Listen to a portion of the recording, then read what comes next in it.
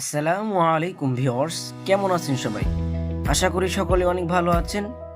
Viewers, আজকে আমরা দেখব সেরা 5টি ইন্ট্রো ভিডিও, যে ইন্ট্রো ভিডিওগুলা আপনারা আপনাদের চ্যানেলেও ব্যবহার করতে পারবেন কোনো কপিরাইট ছাড়াই।